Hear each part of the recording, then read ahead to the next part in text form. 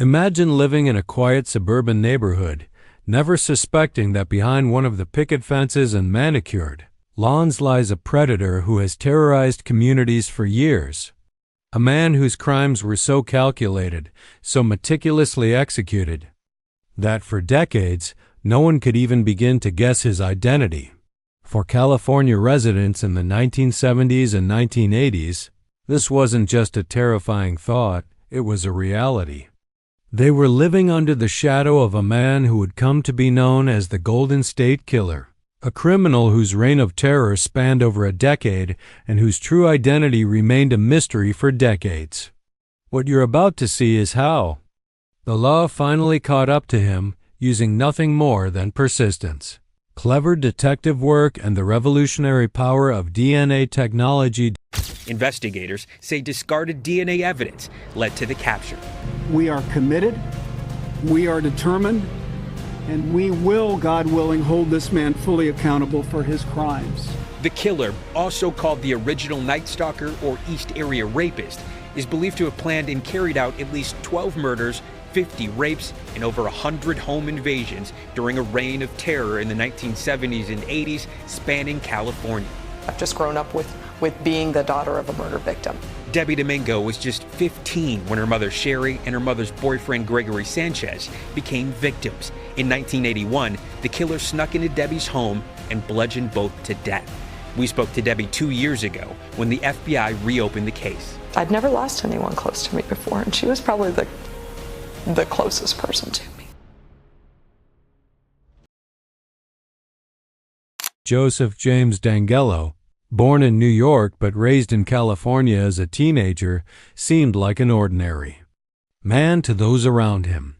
To neighbors, he was simply an older man with a quiet presence, a retired ex-police officer living a seemingly mundane life. But behind closed doors, D'Angelo carried a dark past filled with unimaginable acts of violence and cruelty. Even as a child, he was exposed to trauma that may have shaped his future behaviors. While living in Germany, where his father was stationed with the military, he witnessed a horrific assault on his younger sister, a brutal crime committed by two soldiers. Whether this early exposure influenced the monstrous acts he would later commit remains uncertain, but it is undeniable that Joseph D'Angelo would become one of California's most feared criminals. Between 1974 and 1979, D'Angelo led a double life. By day, he was a police officer sworn to protect the public. By night, he became a predator, committing burglaries, assaults, and eventually murders. His early crimes were often targeted at women, involving break-ins where he would ransack personal belongings and steal small items, particularly underwear, which later became a chilling signature of his offenses. These seemingly minor thefts eventually escalated into more violent acts. In one shocking instance, he broke into the home of Professor Claude Snelling. There, he attempted to abduct Snelling's teenage daughter. Confronted by Snelling, D'Angelo shot and killed the professor, an act of cold-blooded violence that the police never connected to him at the time.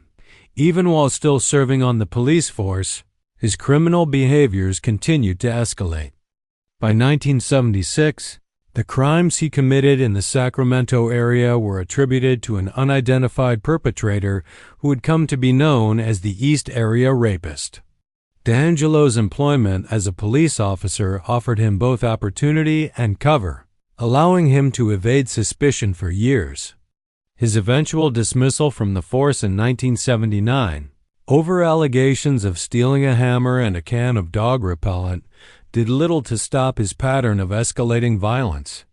That same year, his 4-year-old daughter saw a man outside their window, an ominous reminder that his criminal impulses extended to those closest to him. D'Angelo's personal relationships also revealed disturbing patterns. His fiancée, Bonnie Colwell, whom he met at Sierra College, noticed behaviors that went far beyond the boundaries of normalcy. She described him engaging in illegal hunting activities and even kicking a dog to death while riding his motorcycle. After their breakup, He appeared at her parents' home with a gun, demanding that she go with him to Reno to marry him. Colwell's father, thinking quickly, instructed her to lock herself in the bathroom while he confronted Dangello. Eventually, he left, but according to later accounts from victims, Dangello often expressed his rage during attacks, crying out, "I hate you, Bonnie," suggesting an ongoing psychological fixation on her as D'Angelo's criminal activity continued. Patterns began to emerge, though law enforcement could not yet connect them. Initially, the East Area rapist targeted women living alone or with children, often in suburban neighborhoods. The attacks followed a disturbing ritual. Dangello would tie up the man of the household, placing dishes on his back and warning that if he moved and the dishes fell, both he and his partner would be killed. He would then assault the woman in the home, repeating this method over 21 known attacks. Some victims managed to escape or fight back, but the violence only intensified over time, eventually resulting in multiple murders. At the time, DNA technology was non-existent, and detectives relied on traditional investigative methods, piecing together patterns in the crimes to try to identify a suspect. As Detective Larry Crompton of the Contra Costa County Sheriff's Department explained, he would not leave fingerprints, so we cannot prove other than his MO that he was the same person. Without prints or concrete physical evidence, the trail went cold, and Dangello remained at large. It wasn't until decades later that the case would finally start to unravel, thanks to advances in DNA technology. In the mid-1990s, Detective Paul Holes, then working as a forensic scientist, became obsessed with the case. By the early 2000s, DNA testing confirmed that the East Area rapist and the original Night Stalker, a separate series of attacks in Southern California, were in fact the same person. Yet even with this crucial breakthrough, law enforcement still could not identify the killer. The breakthrough didn't come suddenly.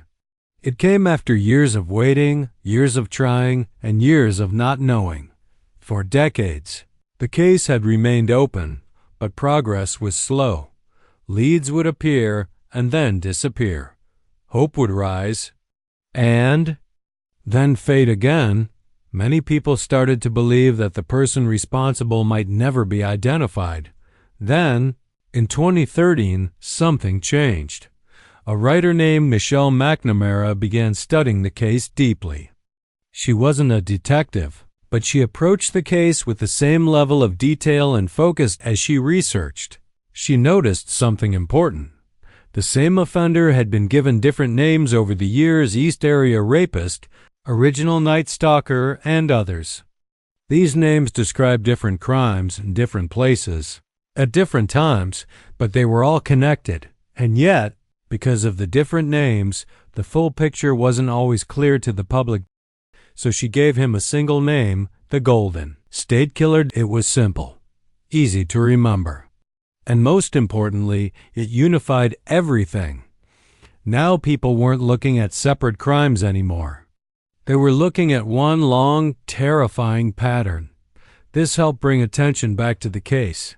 It made people look again, think again, and ask questions again. By 2016, that growing attention reached law enforcement at the highest levels.